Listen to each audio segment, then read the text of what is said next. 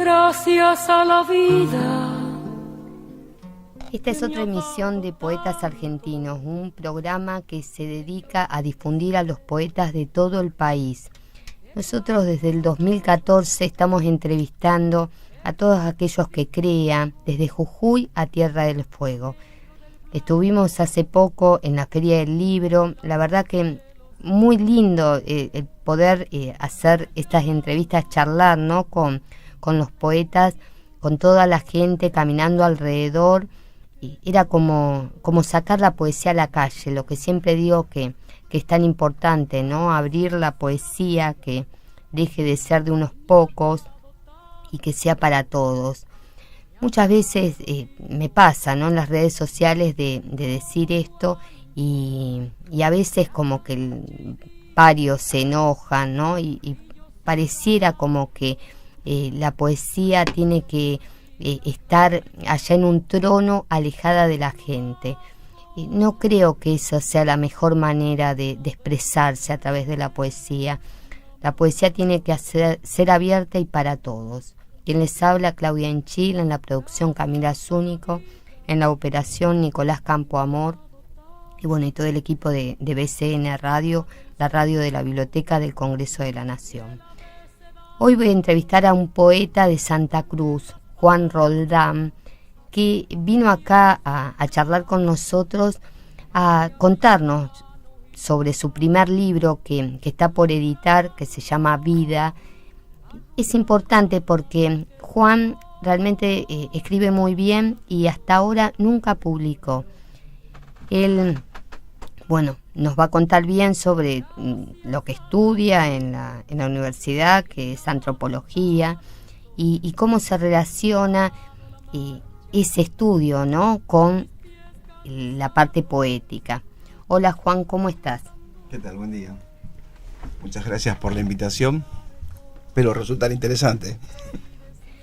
Contanos bien cómo empezaste vos a conectarte con la poesía. Bueno, creo que como todos, ¿no? A la adolescencia uno empieza a tener inquietudes y trata de buscar un medio de canalización, y empezaron las primeras lecturas, y a partir de ahí surgió de a poco la necesidad de empezar a escribir, ¿no? Fue un hallazgo para mí porque, digamos, no había una planificación previa, ninguna intención. Mi familia no hay antecedentes de escritores, digamos, y así que creo que las lecturas fueron las que me motivaron, aparte de ir descubriendo cosas nuevas, ¿no?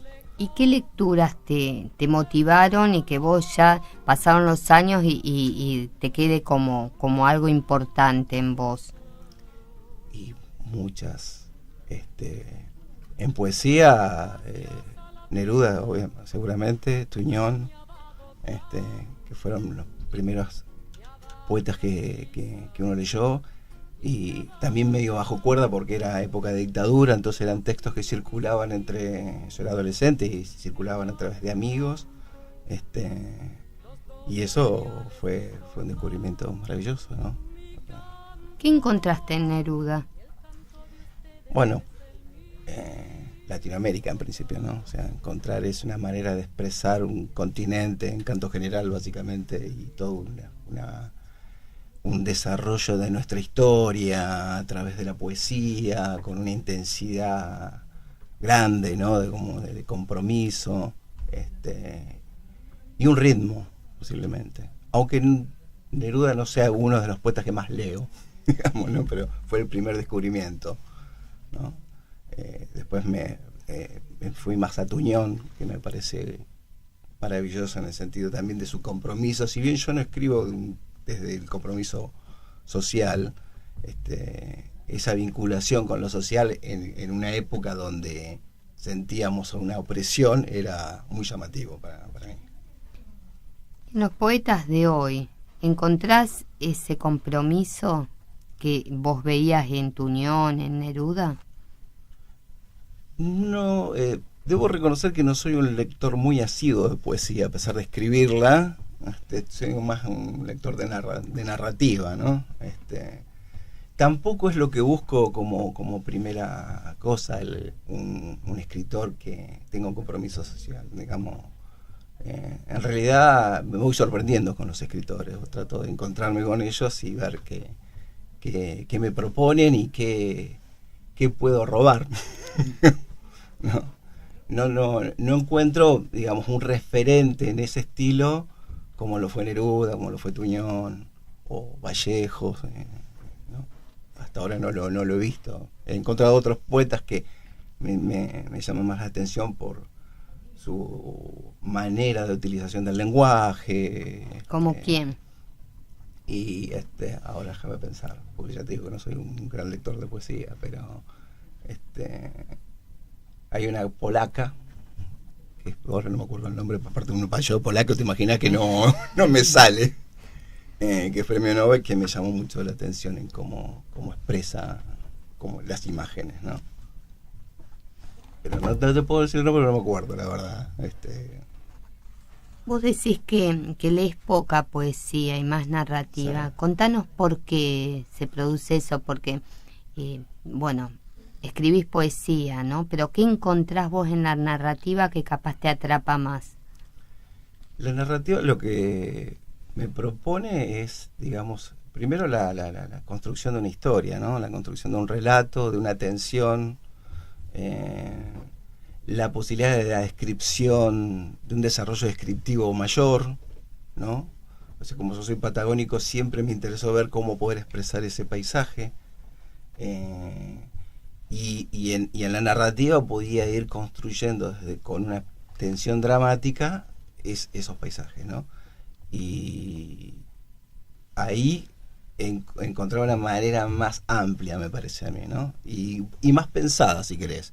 Hay una cosa que me interesa mucho en la narrativa, es el proceso largo que tiene, ¿no? O sea, la poesía para mí es una forma de escribir que tiene que ver más con la improvisación casi, ¿no? O sea, sentarse y trabajás, improvisás, después corregís, obviamente. En cambio, la narrativa tiene una planificación, una idea de construcción que a mí me empezó a llamar la atención y que en las primeras veces que empecé a escribir me costaba mucho manejar. Entonces fue un desafío para mí involucrarme con la narrativa. ¿Vos escribís narrativa? Sí, trato de escribir narrativa también. ¿Tenés algo, cuento, novela? Sí, un libro de cuentos, El espectro de las cosas, una pequeña novela policial. ¿Que están publicadas? No, todavía no. Esas están en veremos. Y ahora estoy con un proyecto también de cuentos. La poesía para mí es un elemento casi de investigación. Es un lugar donde yo entro cuando quiero explorar algo, quiero explorar un ritmo, quiero explorar imágenes. Entonces ahí me permite esa improvisación que después se concreta, se cristaliza en un poema, ¿no? Bueno, vos te metés dentro del poema, ¿no? ¿Y qué pasa a partir de ahí? ¿Es con algún tema específico o empezás a hacer como esas prácticas, ¿no? de Sí. búsqueda? Hay como dos maneras para mí, ¿no? O sea, una es la situación del momento que tiene casi una sensación de catarsis, ¿no? De vos te sentás y largás. Y lo que me pasó ahora es que traté de pensar como una línea, ¿no? O sea, básicamente en Vida, que es lo último que hice, se me ocurrió escribir la poesía con una cierta lógica narrativa, si querés, como la idea de ir construyendo algo. Entonces en esta propuesta yo encontré a partir de una palabra, empezar a construir los poemas a partir de una palabra. Entonces, como armar un diccionario, si querés, previo, ¿no? Entonces decía, bueno, pongo esta palabra y veo qué hay dentro de esta palabra. Trato de abrir esa palabra, trato de desarmar esa palabra, mirar a través de ella. Y esa fue esta manera, ¿no? Entonces armé como una especie, no es tan planificado, si querés, no fue una cosa tan armada, pero sí con ese concepto, ¿no? De encontrar la palabra y tratar de desplegarla. Porque es lo que más me interesa de la poesía, posiblemente, es la intensidad de la palabra, digamos, ¿no? Siempre detrás de una palabra hay muchas cosas, no hay una sola, no hay un solo referente, sino que hay muchas cosas. Y esas asociaciones que provoca esa palabra, me interesaba ver qué pasaba. Ese fue en el último libro. Previamente era, bueno, esta idea de sentarse y ir indagando emocionalmente, si querés, qué pasaba. En este libro que Vida, que decís, donde empezás a través de una palabra, ¿no? Contanos bien cuáles son esas palabras que en vos generaron toda esa eclosión de poesía. Bueno, esto surgió básicamente por la lectura de un libro maravilloso que me tropecé, que son los Cantos del Pequeño Paraíso, de poesía medieval japonesa, que tenían una unidad, a pesar de que era una antología de diversos poetas medievales anónimos. Yo encontraba una unidad estética, rítmica, y me maravilló, y una simpleza, ¿no? Una cosa muy simple, muy japonesa, si querés, del trazo, ¿viste? La pintura japonesa, que es un trazo. Sí. Bueno, la poesía me parecía que eran pequeños trazos que iban armando un dibujo. Cuando lo leí, me sorprendí y intenté copiarlo. Y empezó a surgir esta idea de trabajar con ese concepto. Y la primera palabra que me surgió fue antes, ¿no? El antes, ¿qué es el antes? Y a partir de ahí, si hay un antes, hay un después, ¿no? Y en ese después, ¿cuáles son las palabras que unen ese antes con ese después? Entonces pareció casi una trayectoria biográfica, si querés, o autobiográfica en los poemas, donde iba encontrando palabras que iban llevando, que iban progresando, que iban acercándome a encontrar esa unidad que yo quería por la lectura de estas poesías, y tratando de minimizar al máximo el lenguaje, ¿no? O tratar de simplificarlo, no minimizarlo, tratar de volverlo más sencillo. ¿Y se puede llegar a lograr esa unidad? Bueno, eso fue el desafío. Yo creo que cuando lo lean, en algún momento se va a poder tratar de ver si se logró ese dibujo general. El objetivo era tratar de que una vez que se lea, encontrarse con una sensación que pueda unificarlo todo, que pueda sintetizar no sé si el espíritu, pero sintetizar el libro, ¿no? Como decir, bueno, yo leí esto, y que no queden como poemas sueltos, sino que quedan como algo más orgánico. Por eso también lo de Vida, si querés. Vos contabas, ¿no?, cómo surgió la idea de escribirlo al libro. ¿Es fácil el tema de tomar la simpleza de la palabra? No, yo creo que escribir en realidad no es fácil en ninguna circunstancia, ¿no? Digamos, depende de cuál sea tu estilo que trabajes, porque encontrar el estilo, encontrar la palabra, poder desplegarla, hacerla sonar, ¿no? Porque las palabras hoy en día uno las utiliza y uno ve miles y miles de palabras dando vuelta por todos lados, discursos, miles de cosas, donde ya se desdibuja, ¿no? Como que no tienen su real peso. Valor. Sí, su peso, inclusive su peso no solamente digamos, moral, si querés, en algunas cosas, sino estético. Uno cuando ya dice mesa, ya es utilitaria, digamos, ¿no? En cambio, si uno se pone a pensar en eso, hay miles de cosas que pasan en una mesa, ¿viste? Y es difícil porque uno tiene que tratar de hacerla sonar en la cabeza, desprendiéndose de la habitualidad que tiene ella, de la cotidianidad que tiene ella, para tal vez recuperar esa cotidianidad, pero desde una mirada poética, ¿no? Porque la cotidianidad también tiene poesía, digamos, en algún punto. ¿Y cómo se puede lograr eso que estás diciendo, ¿no? Y a la vez darle musicalidad a la palabra.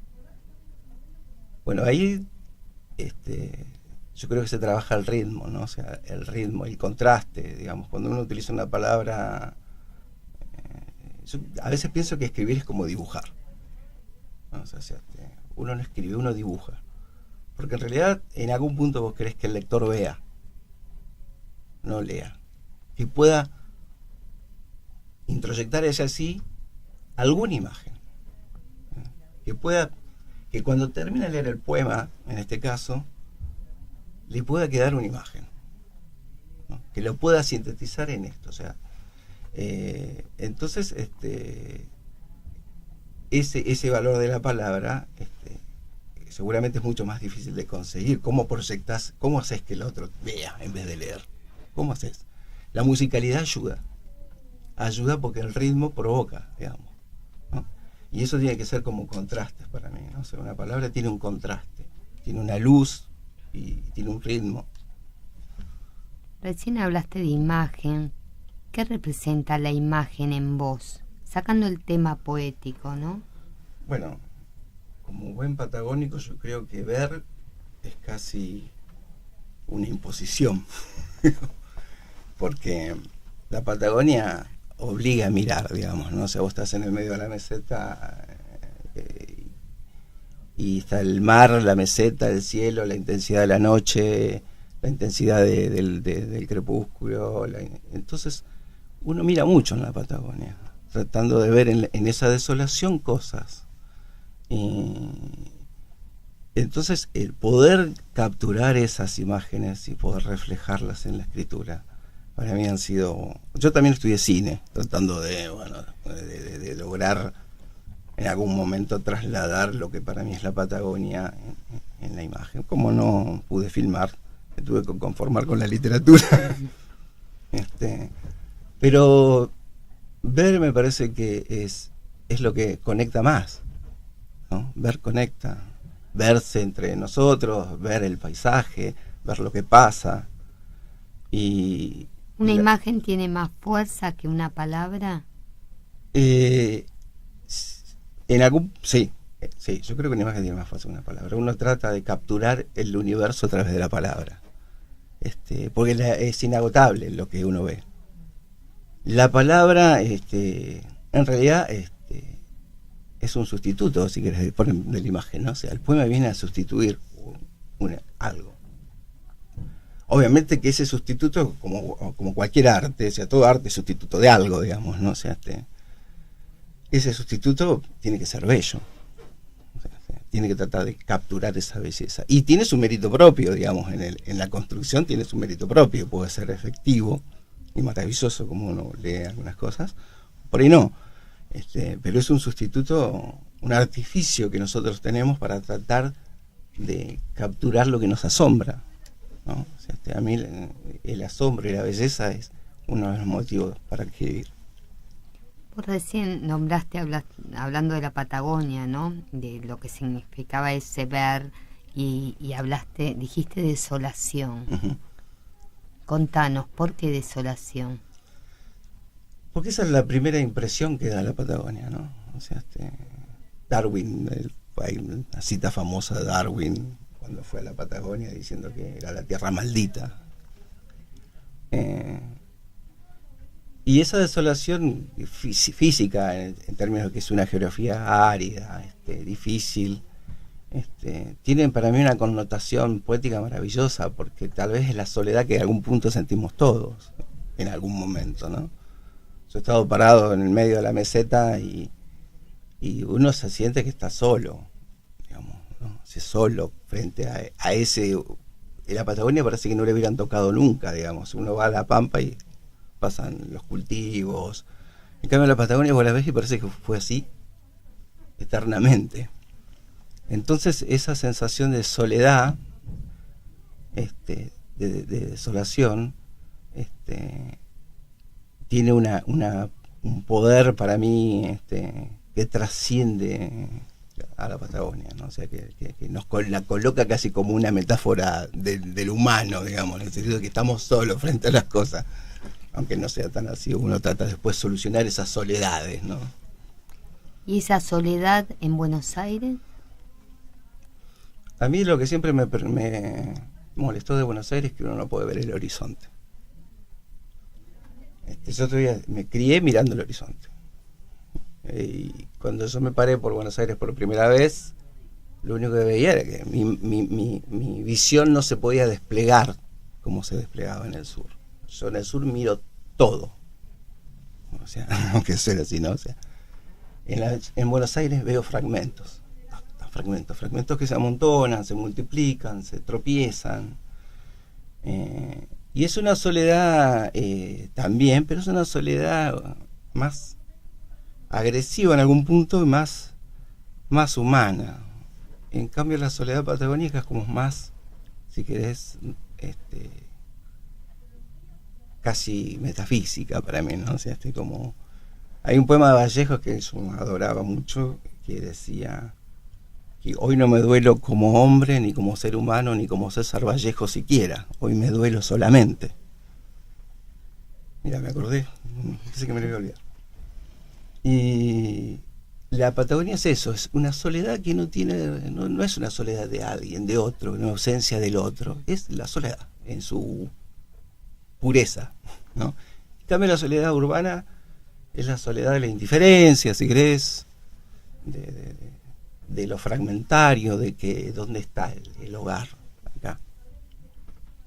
Y esos fragmentos acá en Buenos Aires, ¿cómo lo trasladas a la poesía? No escribo mucha poesía sobre Buenos Aires, a pesar de vivir hace muchos años acá. Hago referencias a ella, a la ciudad en algunas cosas. Pero capaz no necesariamente nombrando a Buenos Aires, sí, sino cómo lo trasladas al papel. Lo que no tal vez en este libro, porque tiene otro concepto, pero en otros poemas uno lo traslada en algún punto como una ausencia, digamos, ¿no? Como la ausencia de aquella soledad que uno extraña, ¿no? O sea, como la invasión de una geografía que es totalmente lo opuesto al humano, si querés, ¿no? En algún punto, ¿no? O sea, a pesar de que es una construcción humana la ciudad, porque vos decís, acá están las manos de todas las personas que han trabajado y han construido esto, uno siente que esa humanidad de la construcción, porque sabe que está realizada con trabajo, se pierde en si querés, en los imperativos del capitalismo, decirlo de esta manera. Y esa ausencia, ¿no? Esa desolación del sur, a pesar de ya no estar en el sur y vivir acá, ¿vos la sentís como algo melancólico? No, lo siento como parte de mía. O sea, lo siento como una parte que no puedo soslayar. O sea, yo me fui del sur casi huyendo, porque me harté del sur en su momento. Entonces uno se viene, ¿a dónde se viene cuando uno se harta de su provincia? A Buenos Aires. Y después con el transcurso de estar en Buenos Aires, de estar acá, descubrí que en realidad yo soy patagónico. O sea, es parte mía. O sea, yo cierro los ojos y es el paisaje que veo. Entonces, no es una melancolía, sino que es como una personalidad, si querés. Ser patagónico para mí es mi personalidad, a pesar de estos años acá. Juan, ahora vamos a una tanda, vamos a escuchar Patagonia Te Quiero por El Gato Océs y volvemos con la entrevista.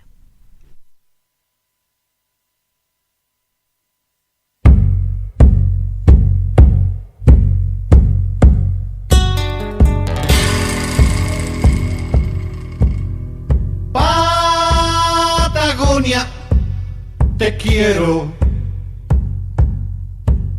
te quiero. Patagonia, te quiero, te quiero, te quiero.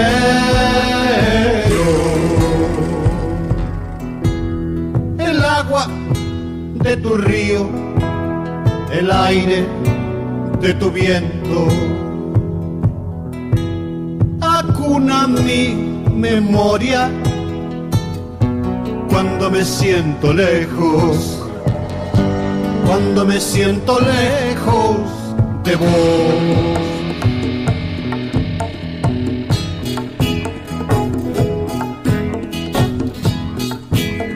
¿Acaso con mi llanto ¿Será que llueve el cielo con el agua de marzo? Se mojó mi pañuelo, se mojó mi pañuelo y no secó.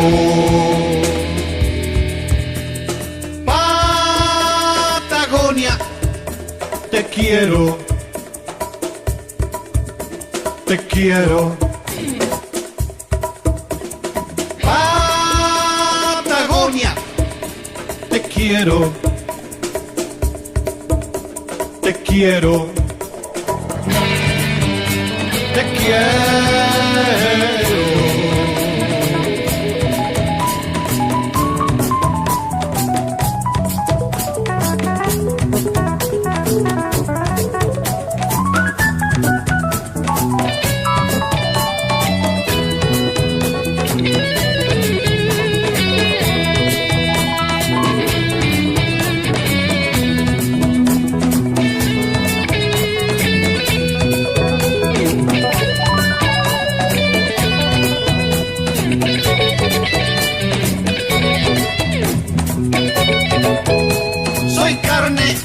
Y territorio, soy meseta y soy mar,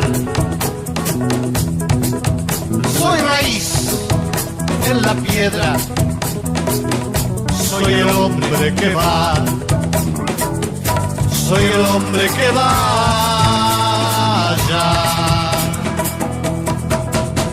Un día, cualquier día, voy a cruzar el río y volveré a mi tierra para vivir tranquilo, para vivir tranquilo con vos. Patagonia, te quiero, te quiero, te quiero. Patagonia, te quiero, te quiero, te quiero, te quiero, te quiero, te quiero, te quiero, te quiero.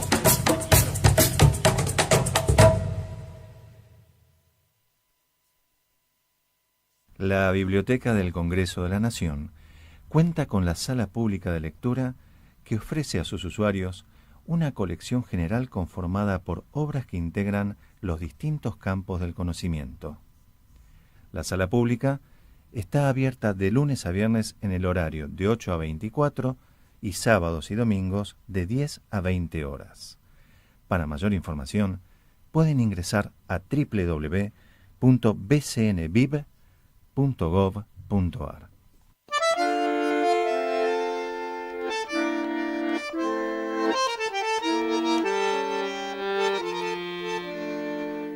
El Congreso de la Nación está en BCN Radio.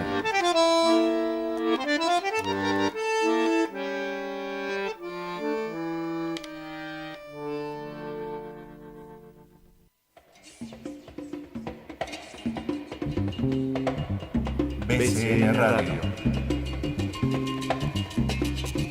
Un espacio para compartir información y cultura.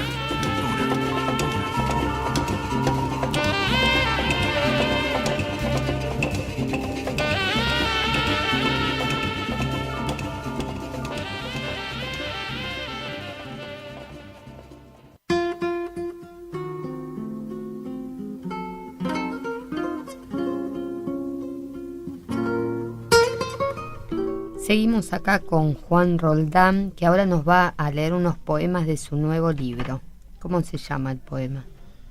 Bueno, se llama Antes. Tiene, como te comentaba, esto de los cantos del Pequeño Paraíso, tiene pequeños versos de él, ¿no? Que empiezan: susurro nuestro es susurro, como la caída del granizo, susurro sobre la hoja del bambú, de los cantos del Pequeño Paraíso. Y el poema dice: ¿qué hay antes? Un tiempo más allá, un paso más atrás, volver la mirada y ver sus sombras fugaces. Sombras que para ser hay que nombrarlas, contarlas, invocarlas. ¿Cómo se mira el antes? Si ya pasó, si ya sucedió, y solo queda un cuento alrededor de la hoguera? El antes es otro planeta, una galaxia lejana, la luz roja de un auto alejándose, las velas de un barco hundiéndose en el horizonte. Antes es el fin del mundo que no vivimos, y hubo un antes que nos dejó aquí, en la punta aguda de una flecha que ya fue lanzada. Ese da inicio al libro. Al libro. Exactamente. Que a partir de ahí se dispara lo que yo te comentaba del después. Este se llama Piedras. Y también es un homenaje patagónico, si querés, porque las piedras son lo que más abundan allá. Miles, millones de piedras. Piedras rojas, verdes, azules, negras con puntos blancos como estrellas en su superficie. Casi un mapa en escala del universo. Piedras frías, redondas, chatas, saladas. Piedras en la playa, cantoras. Piedras que hablan, que vuelan, que sienten en su piel dura los dedos de los niños deslizarse. Piedras para arrojar al mar, para romper botellas, para colocar en el bolsillo y no volarse. Un mundo de piedras a la orilla del mar, y el cielo donde vuelan las piedras que lanzo al sol. Piedras cómplices, piedras que escuchan todo lo que digo y que guardan celosamente mi secreto. Muy bueno. ¿Y tenés otro poema? Y uno más que elegí, también Perros se llama. La silueta de unos perros flacos sobre la cima del cerro, caminando en fila india entre las matas hirientes del Calafate, hurgando bolsas tiradas. El viento hace flamear una cinta roja enredada en los alambres, y la tarde se muere sobre la larga antena roja y blanca de comunicaciones. Sur, un pueblo opaco al lado de la joya azul del mar, donde todos pensamos en qué hacer y solo los perros parecen saberlo. Corren por el filo del cerro, levantando una pequeña polvareda y desaparecen. De este lado queda la mole oscura y un cielo que, como un telón, cae sobre el camino de la jauría. Nosotros de este lado seguimos pensando en qué hacer, pero solo los perros parecen saberlo. Muy bueno. Estos poemas que leyó Juan Roldán forman parte del libro Vida. Contanos bien cuándo lo vas a publicar. ¿Ya lo tenés en claro o todavía no? No, todavía no. Estoy viendo, obviamente es una autoedición, así que estoy viendo cuáles las mejores opciones y trataré de que sea en este año, seguramente hacia fines de año tenerlo listo y poder, porque también me encantaría, o sea, yo creo que este libro de poesías es como se lee del principio al final, ¿no? Es como, pienso que cuando seguís el orden lográs esa imagen que yo te decía al principio que quería lograr. Calculo que este año lo sacaré, sí. La intención es poder sacarlo este año. Es difícil el hecho de publicar, ¿no? Porque tenés que tener el dinero para hacerlo. Sí. ¿Y qué pensás acerca del boom que se está dando acá últimamente, en los últimos años en la Argentina, de que muchísima gente publica poesía? En realidad me parece fantástico en el sentido de que la gente busca las maneras de poder dar a conocer lo que hace. Tal vez lo que no tengo tan en claro es las maneras de llegar al lector, digamos, ¿no? O sea, a mí me parece que la tarea que haces vos es bárbara en ese sentido, de difusión, encontrar huecos, escondrijos donde poder plantar. Pero es tanta la difusión, es tanta la producción que a veces uno pierde una guía sobre eso, ¿no? O sea, dónde está, dónde ir. También que yo soy bastante solitario en ese sentido, me cuesta salir hacia afuera, ir hacia los lugares donde se producen las cosas, ¿no? Es una falla propia. Me parece maravilloso, pero creo que nos faltaría tal vez establecer una red entre nosotros, si querés, entre los escritores, para generar situaciones de difusión mucho más amplia, que salgan también del gueto de escritores. También es cierto que llegar con la poesía o con la literatura a las personas que están tan absorbidas por la comunicación masiva de los medios, de inmediatez, o sea, que la detención a leer es una cosa que cuesta mucho a las personas que no tienen el hábito, si querés, y no es por menospreciar, pero es cierto que el bombardeo constante de información hace que todo lo que hacen las personas artísticamente se pierda en la maraña de otras cosas, ¿no? Y para vos, ¿cómo se podría llegar al lector?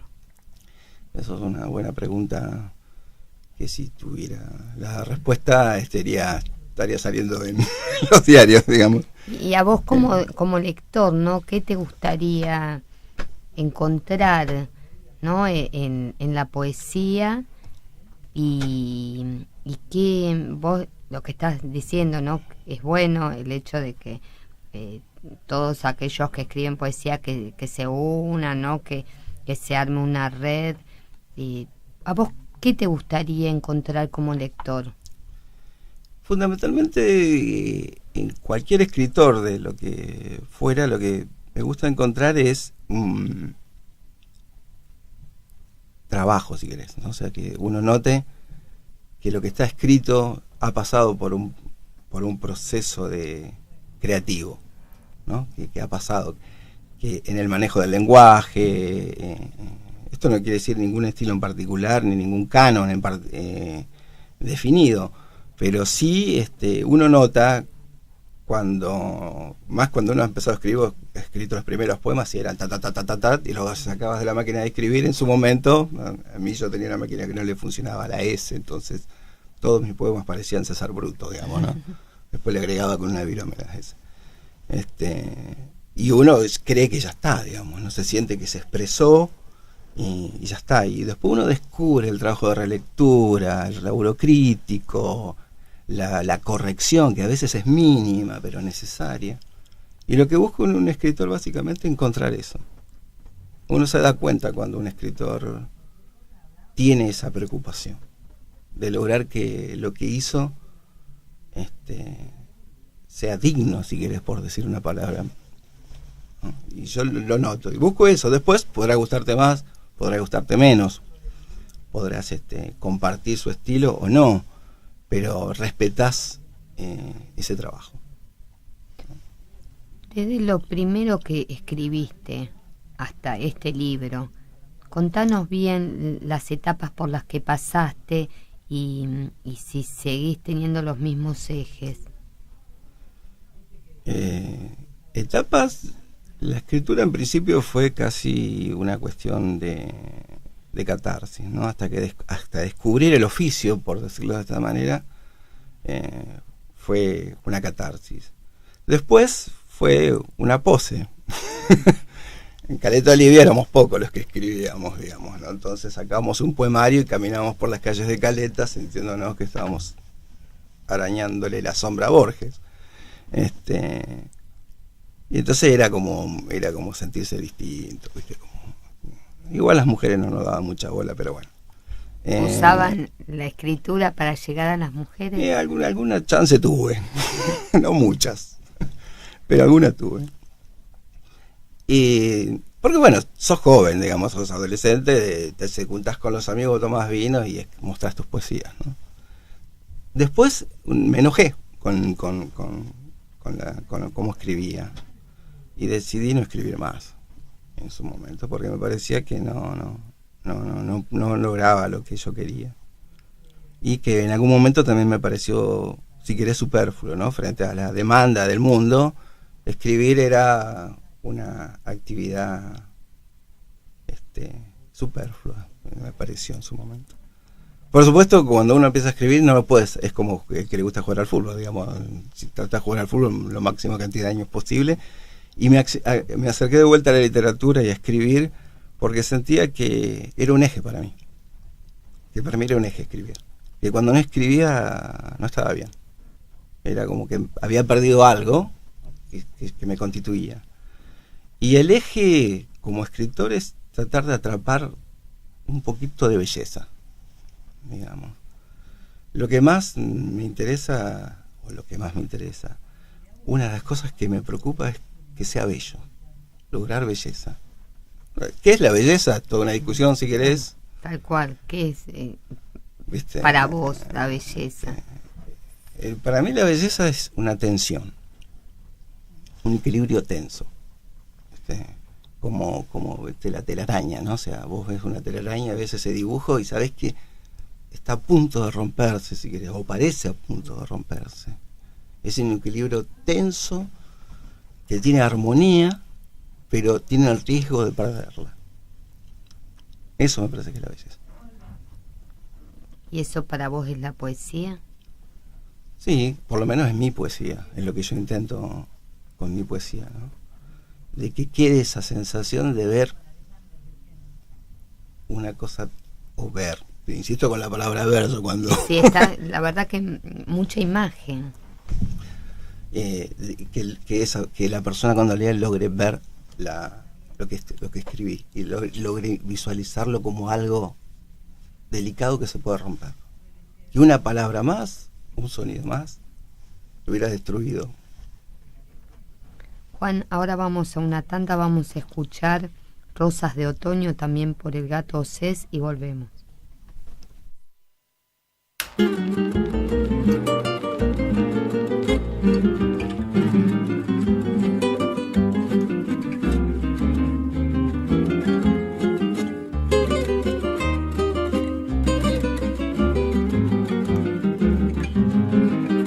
Tú eres la vida dulce, llena de encanto y lucidez. Tú me sostienes y me conduces hacia la cumbre de tu altivez.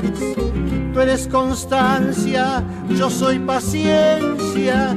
Tú eres ternura, yo soy piedad. Tú representas la independencia, yo simbolizo la libertad.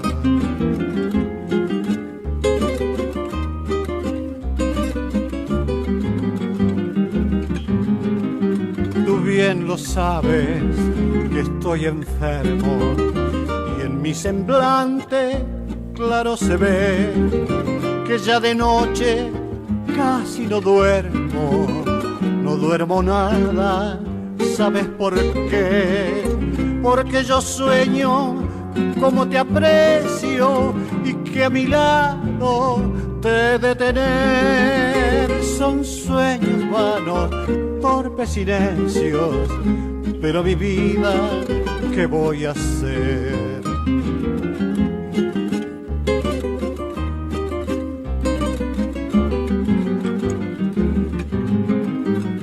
Yo sufro mucho, me duele el alma, y es tan penosa mi situación que muchas veces por buscar calma llevo mis dedos al diapasón de tu desprecio. Nunca hagas gala, y si lo haces,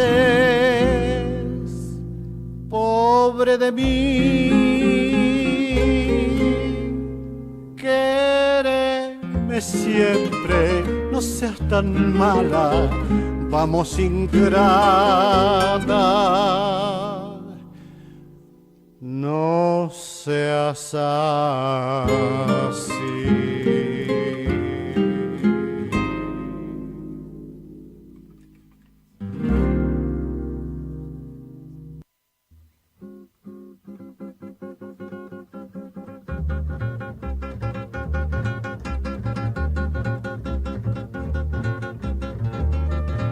Estás escuchando BCN Radio.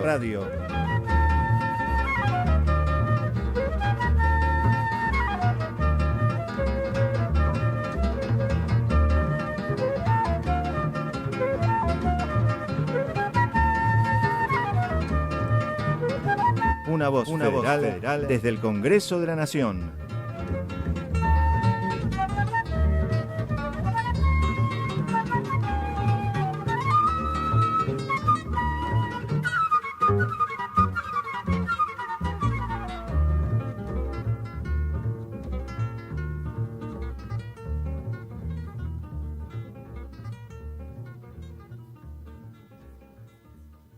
La Biblioteca del Congreso de la Nación cuenta con servicios de fotocopia y escaneo, facilitando los derechos reprográficos que garantizan la protección de los derechos emergentes de la propiedad intelectual. Para mayor información, pueden ingresar a www.bcnviv.gov.ar.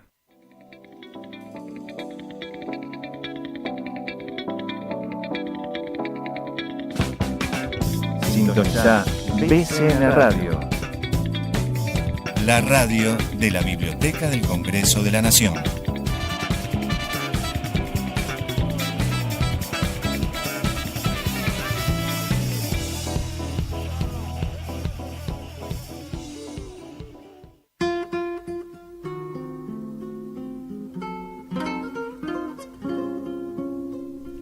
Seguimos acá charlando con Juan Roldán, un poeta de Santa Cruz que está por presentar su primer libro, Vida, que está por editarlo, ¿no? Sí. Decidió que en el 2016 sale el libro. Contanos bien sobre ¿no? tu infancia, Santa Cruz, por qué decidiste venirte y por qué, extrañando, ¿no? Porque vos volvés a veces al sur. ¿Por qué seguís viviendo acá y no volviste y te afincaste de nuevo allá en el sur? Bueno, yo nací en Pico Truncado, en plena meseta, ¿no? O sea, mis padres, de hecho acá hay un recorrido un poco sobre eso. Mi papá es santiagueño, Santiago del Estero, y mi mamá es chilena, del sur de chileno. Y es una combinación particular. Y bueno, la Patagonia la recorrí, en Santa Cruz la recorrí casi toda con producto de que mis padres se iban detrás del trabajo, ¿no? Entonces, Truncado fuimos a Gallegos, Puerto Deseado, Las Heras y Caleta Olivia, que es el último lugar donde yo me asenté, que para mí es más mi lugar, Caleta Olivia, porque ahí transcurrió mi adolescencia, descubrí los libros, la primera novia, el primer pucho, la primera borrachera, el mar, todas esas cosas que te forman, digamos, ¿no? Me sigo sintiendo patagónico y no he vuelto a la Patagonia simplemente porque, bueno, cuando vine a Buenos Aires primero vine en esta idea de que Buenos Aires es París, digamos, ¿no? Para un caletense, un santacruceño, cuando hablaba de las grandes ciudades, primero era Buenos Aires, el resto... Vine a buscar lo que posiblemente en el sur carecía, que era una vida cultural más en los años donde yo fui adolescente, una vida cultural mínima, no teníamos cine, nosotros hicimos unos pequeños libros, unos poemarios de poesía en el pueblo, teníamos un programa de radio con un micro de poesía en el sur. Lindo. Sí. Contanos, ¿y la gente lo escuchaba? ¿Cómo? No sé si lo escuchaban, los amigos seguro. Pero participan y difundían poetas de la zona. Era un poco de todo, hacíamos una hacíamos poesía local y después hablábamos de movimientos poéticos, surrealismo, dadaísmo, lo cual hablar del dadaísmo en Caleta Olivia era para mí una cosa exótica. Pero sí, leíamos poesías tanto de amigos que escribían en el pueblo, como poetas consagrados, si querés, que nos interesaban difundir y que nos gustaban. Básicamente la idea era hacer algo que nos gustara a nosotros, ¿no? Entonces, dentro de un programa de rock and roll que había de un amigo, teníamos nuestro espacio poético. Me encantó. Y de hecho nos censuraron. No, ¿en serio? ¿Por qué? Sí. Porque esto fue en la época todavía era finales de la dictadura, en la radio de Caleta, y hicimos un especial sobre el dadaísmo y leímos el manifiesto poético de Francis Picabia. Y él tenía algunas palabras un poco subidas de tono, el manifiesto. Entonces la dueña de la radio nos llamó y nos dijo que no podía hacer eso, que no iba con la radio, que su dificultad era órgano sexual incontinente y baboso. Esa era su dificultad para ella, ¿no? Parece que cuando yo te hablo de ver las cosas, ella lo vio. Claramente, por eso lo prohibió. Nada, tampoco nosotros éramos chicos, ¿no? Nos causó más gracia que otra cosa, digamos, ni siquiera indignación nos causó. Porque aparte lo cómico era que es la suegra de mi hermana, la dueña de la radio, ¿viste? Pero esas cosas que pasan en un pueblo, no pueden pasar en otro lado. Pero no pudieron hacer más. No, nos enojamos, ¿viste? Esa cosa como vos sos joven y te enojas fácil, entonces decimos así, no quieren poesía, nos vamos. Hacemos por ahí. De ahí nos hicimos un poemario, nos fuimos a hacer un poemario de poetas locales, ¿no?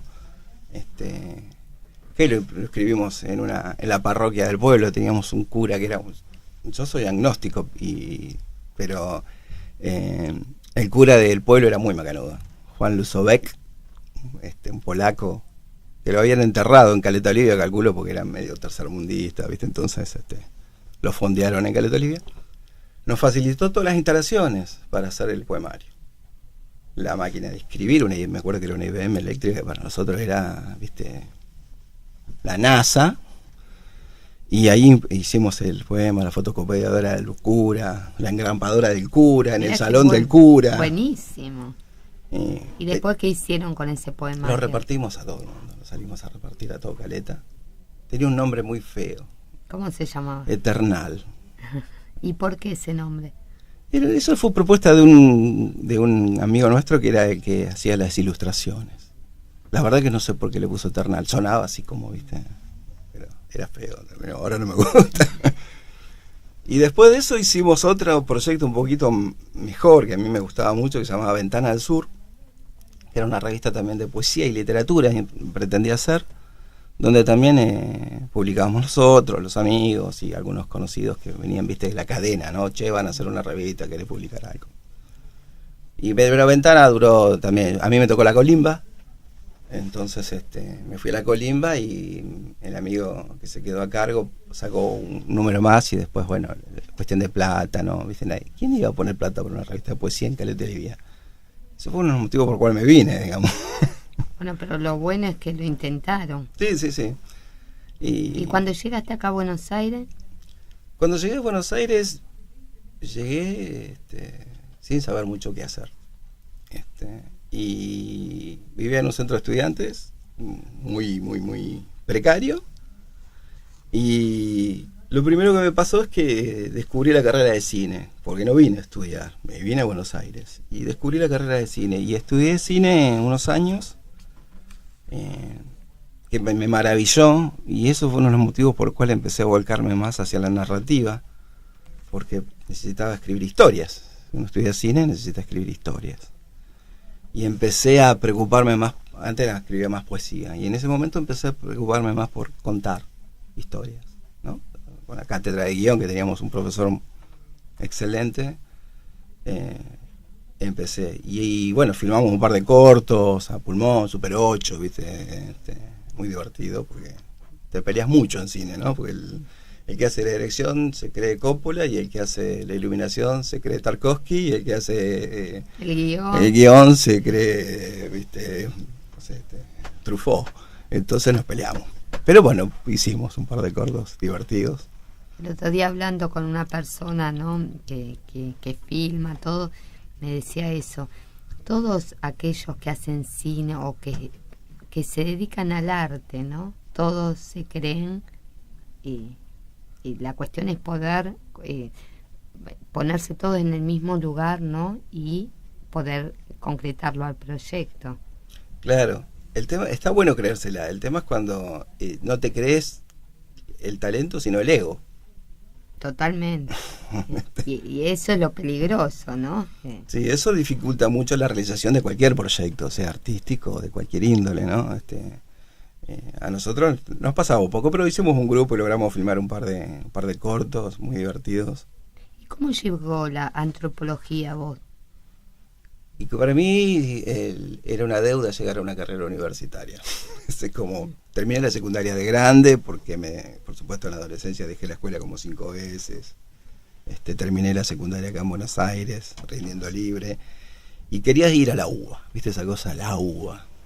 ¿Qué representaba la UBA? La UBA era la excelencia académica, la Universidad de Buenos Aires, la resistencia, la noche bastones largos, la militancia política de los jóvenes, si querés, ¿viste?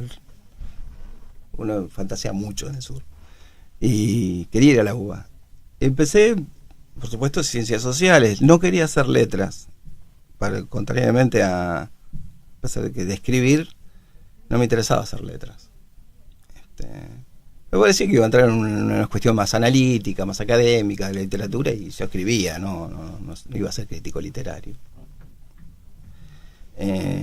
Pensé a estudiar historia, que me interesa también porque la política me gusta, a pesar de que mi escritura no lo refleja.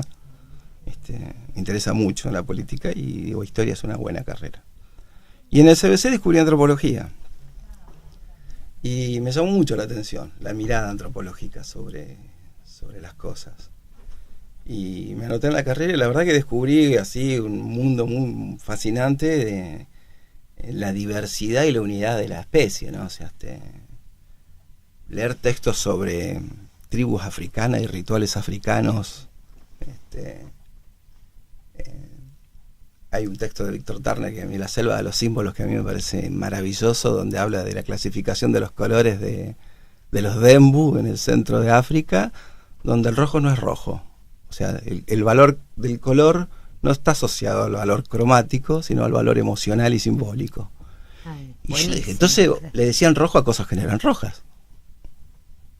Y para un poeta o para un escritor encontrar eso es maravilloso. ¿Cómo le decís blanco a lo que no es blanco, que es negro, pero simbólicamente o emocionalmente ahora es blanco? La verdad que te produce toda una hecatombe interna. Claro, ¿viste? O por ejemplo descubrir que los esquimales, nosotros decimos nieve, y los esquimales tienen como 20 palabras para decir nieve. Nosotros tenemos una. Porque ellos conocen la nieve. Entonces, la nieve es dura, la nieve es blanda, la nieve es sucia, todo tiene su definición porque la necesitan vitalmente para sobrevivir ahí.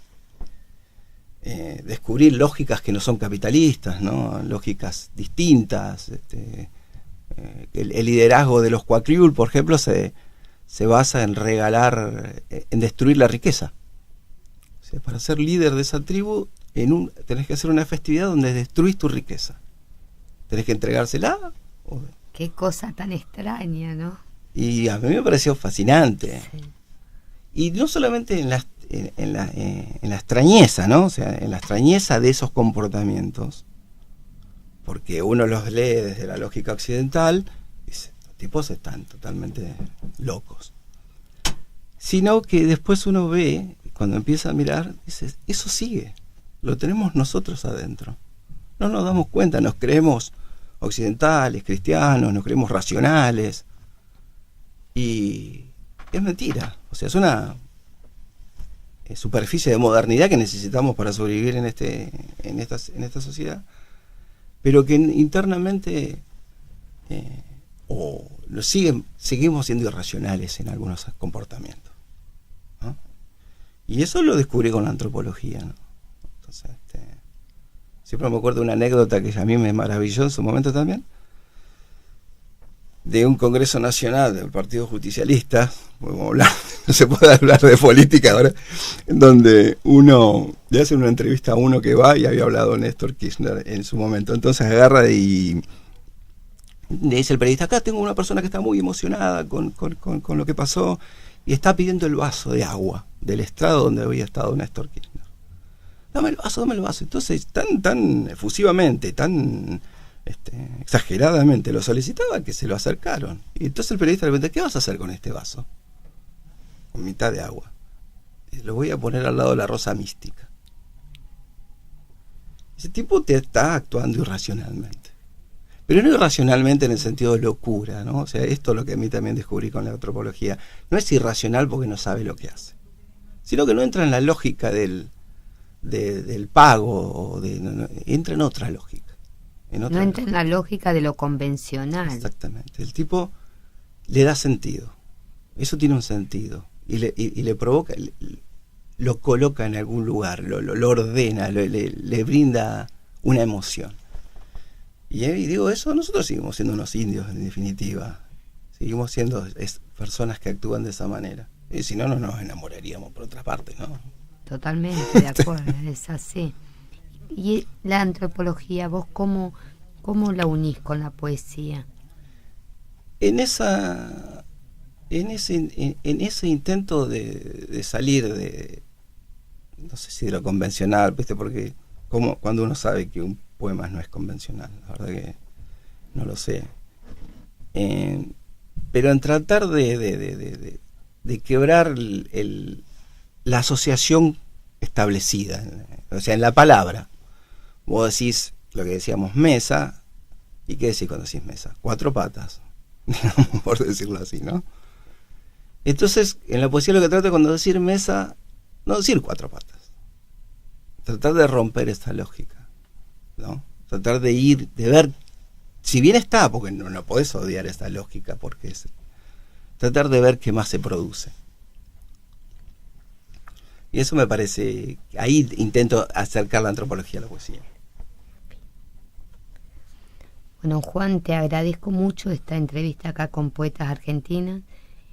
El espacio está abierto para cuando vos quieras volver, cuando presentes el libro, bueno, nos venís acá a contar y seguimos hablando de poesía. Muchas gracias. No, muchas gracias a vos. Bueno, nosotros nos despedimos hasta una próxima emisión. Seguimos difundiendo poesía, que queremos una poesía que sea de todos y para todos. Chau, chau, chau.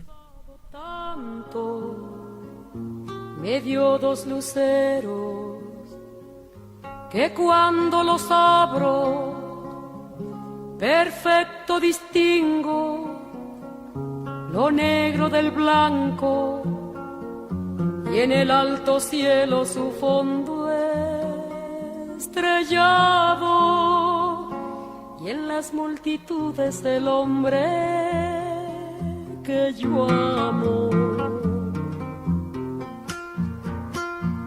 Gracias a la vida que me ha dado tanto, me ha dado el oído que en todo su ancho graba noche y días, grillos y canarios, martillos, turbinas, ladridos, chubascos y la voz tan tierna de mi bien.